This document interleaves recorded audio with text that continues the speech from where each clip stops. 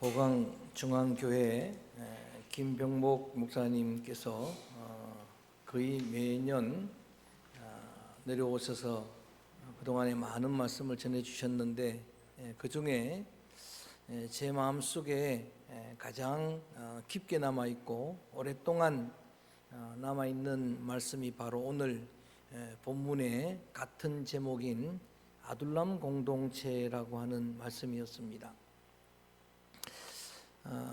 공동체라고 하는 사전적인 의미는 가치관이나 믿음, 소망, 사랑, 더 나아가서 심지어 어떤 고난, 아픔까지도 같이 나누는 자들의 모임이라고 설명할 수가 있습니다. 사울은 천천히요, 다윗은 만만이라 구국공신 다윗이 영원한 적국인 블레셋 골리앗을 물리치고 개선할 때에 이스라엘 여성들이 다윗을 칭송한 노래입니다. 사울은 천천히고 다윗은 만만이라고 하는 이러한 칭송의 노래를 듣고 질투심이 많았던 사울 왕이 충신 다윗을 죽이려고 합니다. 그래서 다윗이 어쩔 수 없이 그 칼을 피해서 도망자 신세가 됩니다. 그 칼을 피해 도망하다가 급기야 어디까지 가느냐 하면은 적국인 블레셋 가드 지역입니다. 같은 블레셋 지역 가드 지역에 아기스 왕이 있는 자리까지 이르게 됩니다. 자, 자막에는 없지만 우리 앞에 돌아가서 한번 읽어봅니다.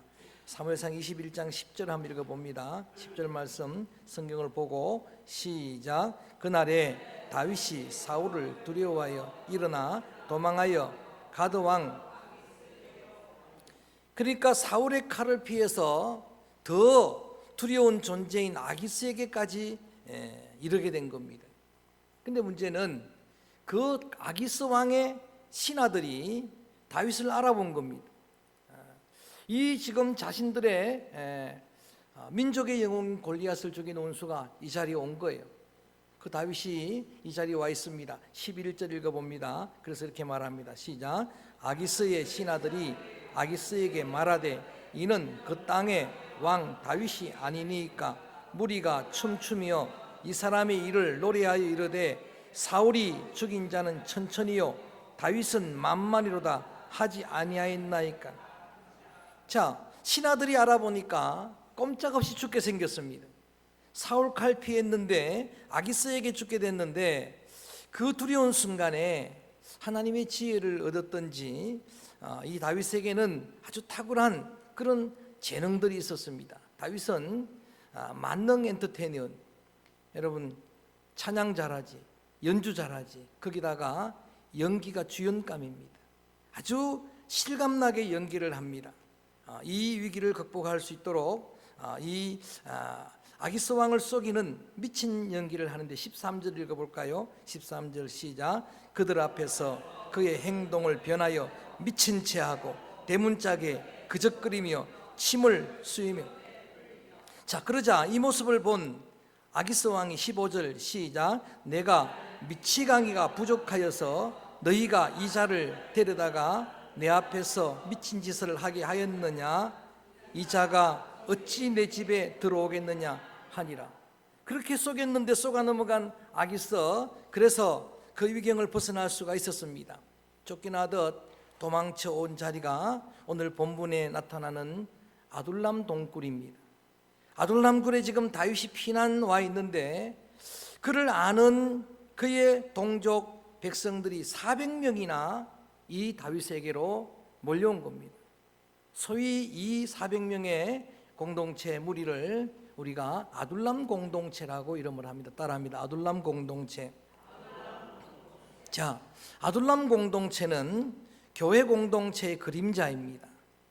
다윗을 중심으로 그의 400명, 남자 장정만 400명이니까 다 합치면 1000명도 더 될 겁니다. 많은 사람들이 몰려와서 한 공동체를 이루었는데, 마찬가지로 예수 그리스도가 교회의 머리가 되고 크거나 작거나 교회는 여러분 모퉁이 돌이 예수님인 줄로 믿습니다. 그리고 그 예수님을 중심으로 많은 성도들이 지체를 이루는, 그래서 여러분 그 가치관을 나누고 믿음을 나누고 소망을 나누고 사랑을 나누고 심지어는 어떤 위험이나 고난까지도 함께 나누는 공동체가 아둘람 공동체인 교회입니다.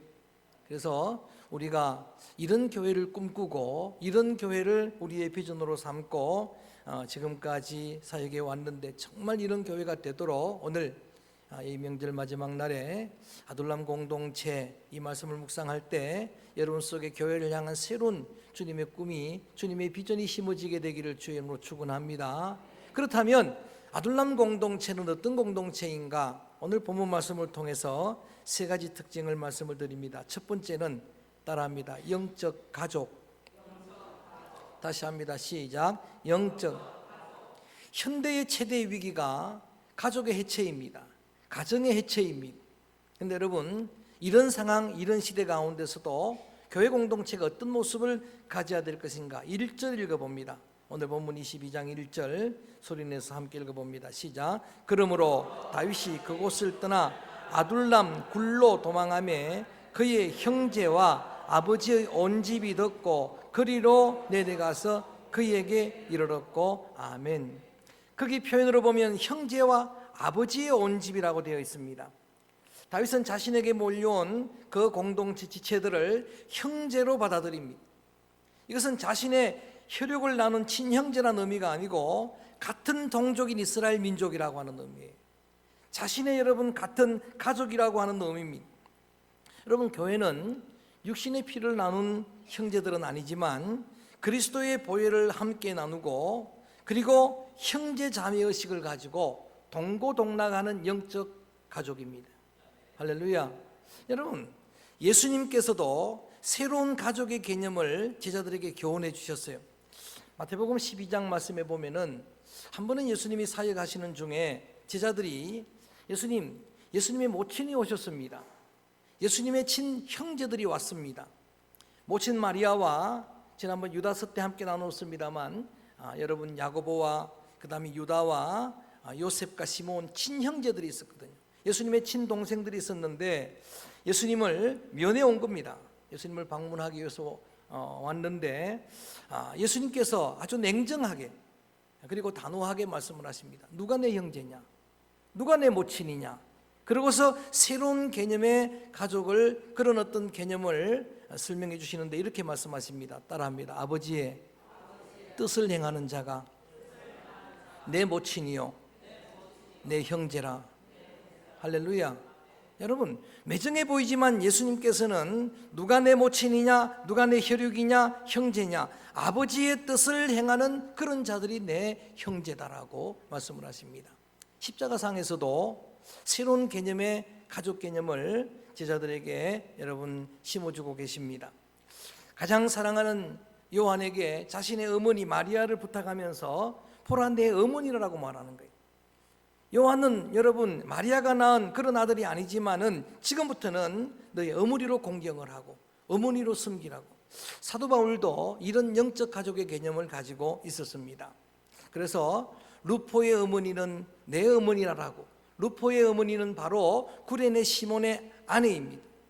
억지로 졌지만 예수님의 십자가를 여러분 동참해서 십자가 졌던 그의 아내인 그리고 초대교회의 기둥 같은 일꾼이었던 루포의 어머니가 내 어머니라고. 결혼도 한 적 없고 자식 낳은 적도 없지만은 바울은 이 믿음의 제자 믿음의 제자 디도에게 편지할 때마다 너는 내가 믿음으로 낳은 사랑하는 뭐라? 아들이라고 이야기를 하는 거예요. 내 사랑하는 아들이다. 고린도전서 4장 14절에도 성도들을 자녀라고 이야기합니다. 오직 너희를 내 사랑하는 자녀같이 내가 권하노라. 디모데전서에서도 이 교회는 하나님의 가정이라, 하나님의 집이라 라고 그렇게 여러분 규정해 주고 있습니다. 그렇습니다. 명절을 맞아서 여러분들이 많은 불편함을 감수하고도 부모님이 계신 형제 자매들이 있는 고향을 기쁨으로 찾아갑니다. 가신 분도 많이 계시고 또 다녀오신 분도 계실 것이지만 여러분 이렇게 이 가정 같은 교회 또는 고향 같은 그런 교회, 그래서 많은 지친 심령들이 여러분 교회를 향해 올 때에 교회는 여러분 그들을 영적 가족으로 맞이해야 될 줄로 믿습니다. 영적 형제요, 영적 믿음의 그런 가족으로 영접을 하는 그런 교회가 아둘람 공동체, 그런 본연의 모습을 회복하는 그런 우리의 꿈인 교회가 될 수가 있는 것입니다. 존 켈빈은 그런 이야기를 합니다. 하나님은 우리의 영의 아버지고 교회는 우리의 어머니의 품이다라고 그렇게 비유를 합니다. 우리가 늘 하나님을 아버지로 든든하게 섬기고 있는데, 교회는 여러분 우리가 고향처럼 돌아갈 수 있는 어머니의 품과 같은 곳이다. 어머니의 마음, 아버지의 마음이 우리 가운데 풍성하게 부어지게 될 때에 많은 영혼들을 여러분 믿음의 가족으로 영접하는 그런 교회, 그런 성도들이 될 줄로 믿습니다. 시편 133편 말씀은 감동적입니다. 1절 말씀, 형제가 연합하여 동거함이 어찌 그리 선하고 아름다운고. 3절 말씀, 거기서 복을 명하셨으니 따라합니다. 곧 영생이라. 형제가 연합하여 여러분 함께 동거하는 것이 마땅해 보이지만 정말 선하고 아름다운 것이고, 그리고 그런 그곳에서 하나님이 복을 주실 것이고, 그리고 그 복은 영생의 복이 될 것이다. 하나님의 영생의 복이 한없이 여러분 부어지는 그런 우리 믿음의 성도들이 함께 영적 가족으로 하나가 되는 그런 서강교회가 되어지기를 주의 이름으로 축원합니다. 아둘람 공동체는 영적 가족이었습니다. 그들은 내 형제고 그들은 내 아버지의 집의 사람들이다라고 인정을 한 겁니다. 두 번째, 아둘람 공동체는 따라합니다. 진정한 안식처. 자, 2절 말씀을 읽어봅니다. 2절 말씀을 함께 읽어봅니다. 시작. 환난당한 모든 자와 빚진 모든 자와 마음이 원통한 자가 다 그에게로 모였고, 그는 그들의 우두머리가 되었는데 그와 함께한 자가 400명 가량이었더라. 아멘. 그렇게 400명이 몰려왔는데 그 면면을 살펴보니까 오늘 성경의 표현대로 환난당한 자가 있습니다. 모든 빚진 자들이 있습니다. 모든 마음이 원통한 자들이 모인 아둘람 공동체는 정말 그야말로 베데스다 말씀드릴 때 말씀드렸던 것처럼 상처 공동체예요. 다 상처 입은 사람들이 다 모여든 겁니다.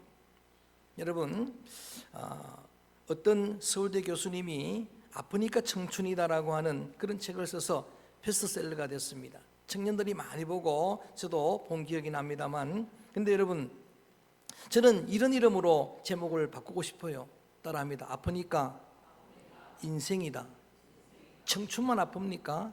아니에요. 다 우리 인생들이 아픈 겁니다. 그런 상처 공동체인데, 다윗은 자기도 지쳐있고 자기도 지금 도망자신되고 자기도 상처투성인데도 불구하고 그들을 다 영접합니다. 그들의 지도자가 됩니다. 그들을 책임져 주는 거예요. 여러분, 이 굴이라고 하는 동굴 자체가 피난처가 되는 겁니다. 제가 베트남을 한번 여행한 적이 있습니다. 이 하롱베이라고 하는 그 지역을 여행하다가 이 천연 동굴, 정말 큰 동굴, 제가 지금까지 본 중에 제일 큰 동굴을 들어가 본 경험이 있습니다.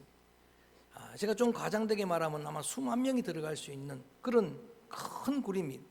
그 굴을 안내하는 가이드가 그런 이야기를 합니다. 왜 여러분 베트남 전쟁에서 이 연합군이 미국이 실패했는 줄 아십니까? 이 굴 때문입니다 그러더라고요. 굴 속에 다 들어가는 거예요.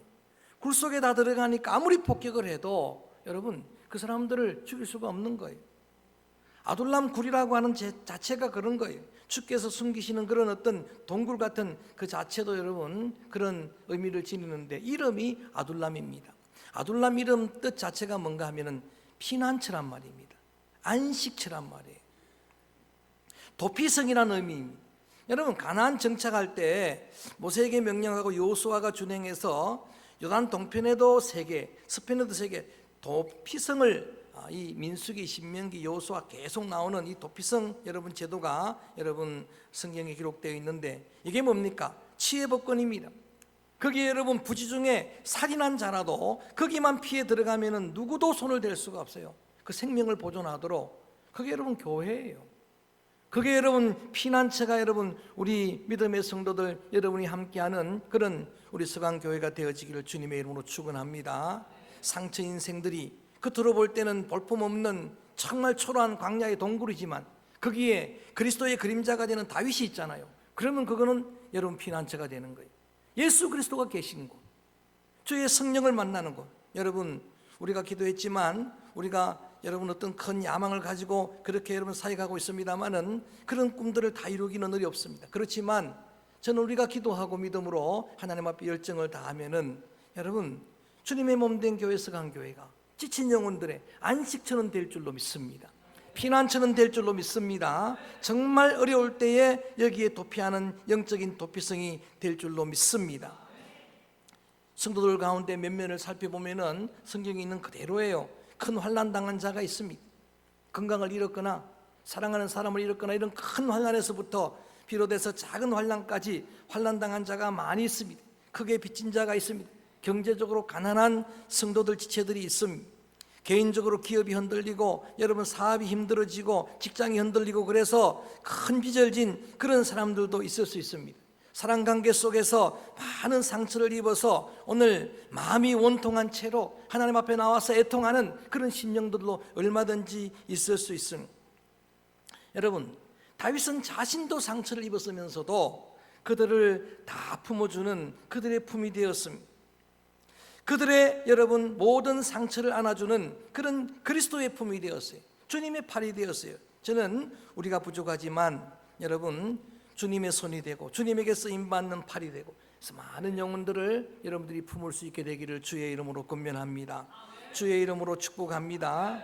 여러분 오늘 우리 귀한 교회가 정말 하나님의 성도들이 모여서 예배드리고 돌아가는 지체 가운데 한 사람도 와서 상처받고 가는 자들이 아니라 오히려 어떤 상처를 가지고 왔더라도 여러분 주님의 안식과 참된 위로와 평강을 여러분 풍성하게 받아 누리고 여러분의 삶의 자리로 파송되는 믿음의 공동체가 되기를 주의 이름으로 축원합니다.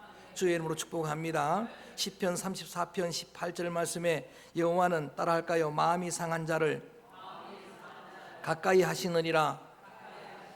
오바다스 한 장짜리 성경 17절에는 보면 오직 따라할까요? 시온산에서 피할 자가 있느니라. 시온산이 어디입니까? 시온산에 뭐가 있습니까? 성전이 있는 거예요. 이 성전에 이 교회에 많은 심령들이 피할 곳이 있는 피난처가 되는 그런 교회가 되기를 축복합니다. 주님도 말씀하십니다. 수고하고 무거운 짐진 자들아 다 내게로 오라. 내가 너희로 쉬게 하리라. 예수님의 품은 여러분 영원한 진정한 우리의 안식처가 됨을 믿습니다. 그래서 오늘 여러분 심령 속에 먼저 함께 예배드리는 여러분들이 주님의 전에 나와서 주님의 큰 위로를 받기를 바라고 주님의 평강을 얻기를 바라고 주님의 참된 자유를 얻기를 바라고 주님의 참된 기쁨을 풍성하게 얻기를 바라고 누리기를 바라고 그리고 그 소중한 은혜를 나누게 되기를 주의 이름으로 축원합니다. 여러분 아둘람 공동체는 영적인 가족입니다. 내 형제들이다라고 품어줍니다. 그리고 내 아버지 집에 온 사람들이라고 그를 품어주고 동시에 이 아둘람은 글자 그대로 피난처, 안식처입니다. 상처 공동체, 그들이 와서 편히 쉴 수 있는 겉보기에는 여러분 초라해 보이지만 거기는 그들의 안식처였습니다. 마지막 세 번째는 온전한 치유처입니다. 따라합니다. 온전한 치유처. 자, 영적 가족으로 한 공동체를 이루었는데 그들이 정말 환난당하고 빚진 자고 원통한 자들이니까 그들에게 평강을 주는 그런 은혜도 귀하지만 여러분 더 소중한 사역, 더 적극적인 사역은 치료하는 거예요. 회복시켜주는 거예요. 그런데 다윗은 이 사역을 오늘 본문 말씀 속에 이어지는 말씀 속에 공감과 소통이라는 도구로 감당하고 있어요. 그들의 아픔에 다윗은 자신도 지금 아프지만 자신도 상처가 있지만 내 형제의 아픔으로 공감하는 거예요. 그 다음에 그들과 친밀하게 소통을 하는 겁니다. 그러면서 치료하는 과정 하나를 소개하고 있는데 자 뒤에 있는 내용이니까 다 찾아 있긴 않습니다만 저를 보면 제가 설명을 합니다. 다윗이 사울의 칼을 피하고 있을 때에 한번 여러분 아시는 대로 이런 경험을 합니다. 다윗을 따르는 사람들과 줄인 이 다윗의 일행을 아히멜렉 제사장이 먹을 그 떡을 줍니다. 그 다음에 피난길에서 그 안전하도록 이 골리앗이 사용했던 칼을 그에게 줍니다. 그 소문을 사울왕이 듣습니다. 보고로 받습니다. 다윗에 대한 보고를 받는 중에 그런 내용들 보고를 받으니까 아히멜렉 제사장을 불렀습니다. 불러가지고 너 왜 떡을 주고 칼을 주었느냐. 자, 14절 읽어봅니다. 그 이야기 나옵니다. 그렇게 추궁을 하고 오해를 합니다. 오해를 하니까 13절에 이런 오해를 합니다. 22장 13절입니다. 우리 본문에만 있습니다. 시작. 사울이 그에게 이르되 내가 어찌하여 이새의 아들과 공모하여 나를 대적하여 그에게 떡과 칼을 주고 그를 위하여 물어 그에게 오늘이라도 매복하였다가 나를 치게 하래. 전혀 사실과 다르게 오해를 하는 거예요. 그렇게 해서 매복했다가 나를 죽이려고 그렇게 여러분 그 오해를 제사장에게 말할 때 아히멜렉이 14절에 이런 대답을 합니다. 전혀 그건 오해입니다. 전혀 그런 의도가 없습니다. 시작. 아히멜렉이 왕에게 대답하여 이르되 왕의 모든 신하 중에 다윗같이 충실한 자가 누구인지요. 그는 왕의 사위도 되고 왕의 호위대장도 되고 왕실에서 존귀한 자가 아니니까. 바른 말을 해버리는 거예요. 다윗은 절대 그럴 리가 없습니다. 다윗은 당신의 사위이기도 하고 충신이기도 하고, 그래서 다윗은 모든 사람들에게 존경을 받는 사람입니다. 그렇게 두둔했다고 분노한 사울이 이 애굽 사람 도액을 시켜가지고 그의 일가족, 그의 가축들까지 다 진멸하도록 하는 거예요. 그래서 이 도액이 85명의 아히멜렉 제사장 가족들을 다 죽여버립니다. 그런데 하나님의 역사로 그루터기 아비아달 제사장 한 자녀만 도망을 나온 거예요. 그리고 그 자녀가 지금 이 400명 공동체 안에 들어와 있는 거예요.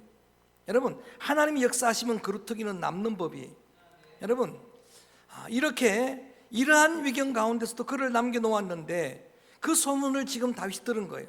그때 다윗이 그 고통의 그 상처에 공감하면서 그와 이렇게 대화로 소통합니다. 22절 봅니다. 22절 읽어봅니다. 다윗의 말이 대단한 겁니다. 여러분 함께 읽어볼까요? 22절 시작. 다윗이 아비아달에게 이르되 그날에 에돔 사람 도액이 거기 있기로 그가 반드시 사울에게 말한 줄 내가 알았노라. 내 아버지 집의 모든 사람 죽은 것이 나의 탓이로다. 이게 얼마나 대단한 말인 줄 아십니까? 여러분, 그렇게 소문으로 듣지만, 그리고 뭐 다윗이 특별하게 자신이 잘못한 건 없지만 나로 연관되어서 이런 불행을 당했으니까 이게 여러분 리더십이에요. 책임감이에요. 나로 인해서 이런 고통을 너희들이 당했는데 지도자가 여러분 그런 책임을 여러분 공감하지 않으면 어떡하겠습니까? 그래서 이건 전부 내 탓이다, 나 때문에 그렇다라고 이야기를 하는 거예요. 얼마나 대단한 지도자입니까? 자, 그럴 뿐만 아니라 23절 말씀 보면은 정말 큰 위로의 말로 치료합니다. 회복합니다. 23절 읽어볼까요? 시작. 두려워하지 말고 내게 있으라. 내 생명을 찾는 자가 내 생명도 찾는 자니 네가 나와 함께 있으면 안전하리라 하니라. 아멘. 위로해 주는 겁니다.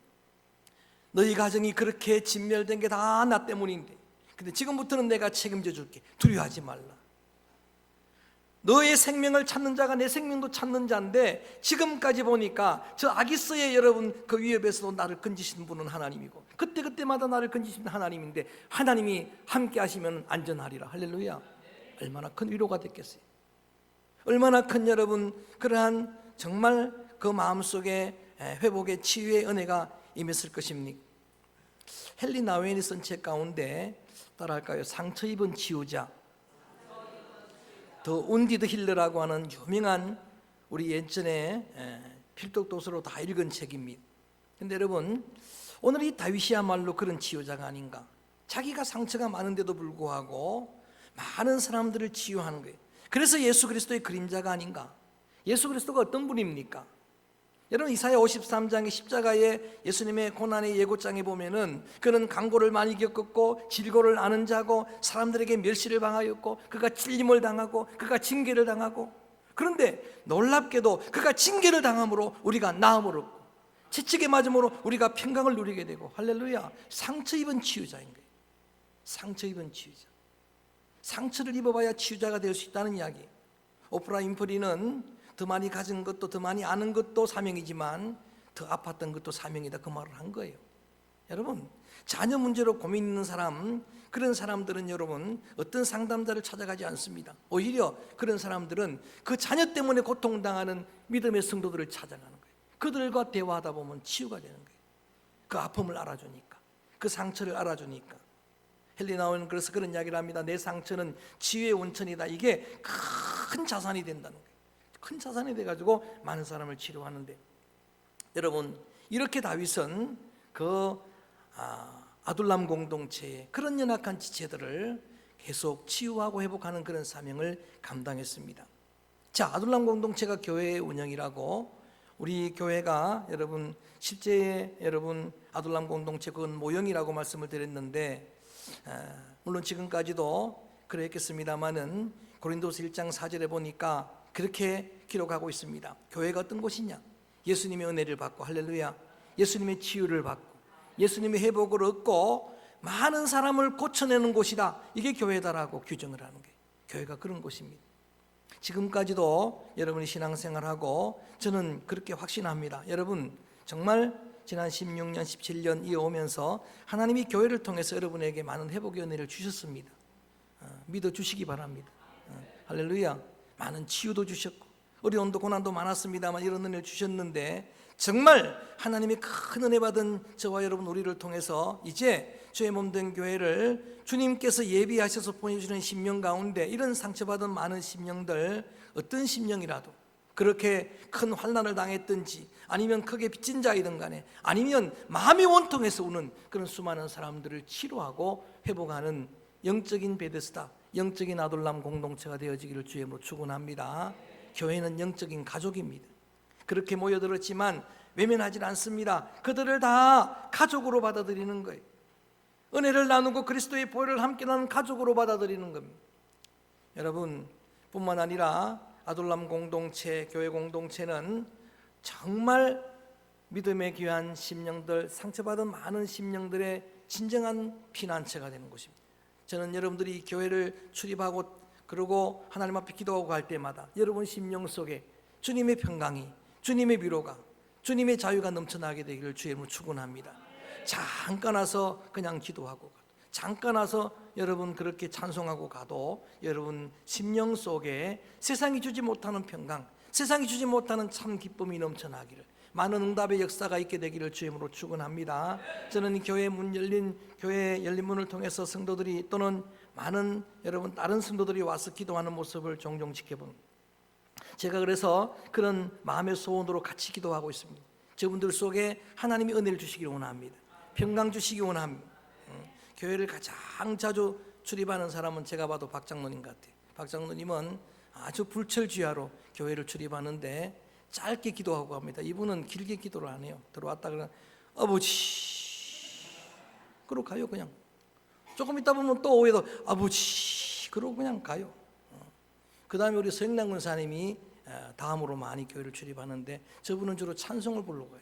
찬송을 쭉 부르는데 여러분 그 아버지라고 하는 그 여러분 부르짖는 기도 한마디에 많은 게 담겨 있잖아요.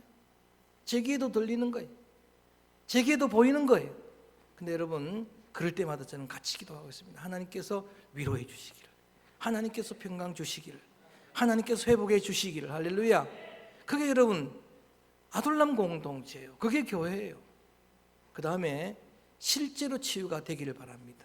실제로 여러분 진정으로 온전하게 고쳐지고 회복되는 간증의 역사가 계속 이어지는 믿음의 교회, 정말 우리가 꿈꾸는 그런 교회 공동체가 되어지기를 주의 이름으로 축원합니다. 주의 이름으로 축복합니다. 자, 놀라운 사실입니다. 여러분 지금까지는 다윗이 그렇게 섬겼어요. 다윗이 형제로 받아들였고 다윗이 그들의 안식처가 되었어요. 그들의 품이 되어 주었고 실제로 그 아픔에 동감하고 그렇게 여러분 소통하고 내 책임이라고 이야기를 해주고 그를 위로해 주었던 치료의 사역을 감당했는데 갈수록 이제는 그들이 다윗을 돕는 거예요. 이게 여러분 공평한 겁니다. 이게 기가 막힌 거예요. 자, 다윗이 진짜 이제 피난길 다 끝내고 이 이스라엘 여러분 2대 이스라엘의 왕이 되잖아요. 통합왕국의 왕이 되잖아요. 왕이 될 때에 그때의 초석이 누군지 아십니까? 아둘람 공동체예요. 놀라운 사실입니다. 그때 그들이 다윗을 돕는 거예요. 그렇게 여러분 이루어진 이 다윗의 왕권은 흔들리질 않아요. 다윗의 왕권은 강성한 거예요. 자, 사울의 왕권은 귀족 공동체입니다. 사울 중심에는 전부 귀족들만 있어요. 그런데 여러분, 그 귀족 공동체는 1세도도 못 가고 다 무너지고 말았습니다. 그런데 놀랍게도 아둘람 공동체는 상처 공동체인데, 근데 그들이 견고한 다윗 왕국을 이루는 거예요. 나중에 예수님이 오셔가지고 교회 시대, 성령 시대, 주님의 나라, 여러분 다윗의 왕국은 그림자고 또 실체는 주님의 나라, 교회입니다. 하나님의 나라, 영원한 천국이에요. 그런데 여러분 그때 보세요. 여러분 다른 사람 많은 성경 인물들을 거론할 수가 있습니다만은 마태복음 1장에서는 딱 한 사람, 여러분 아브라함과 비롯해서 왕 중에는 꼭 한 사람을 거명하는데 따라할까요? 다윗의 자손, 예수 그리스도의 세계라. 할렐루야.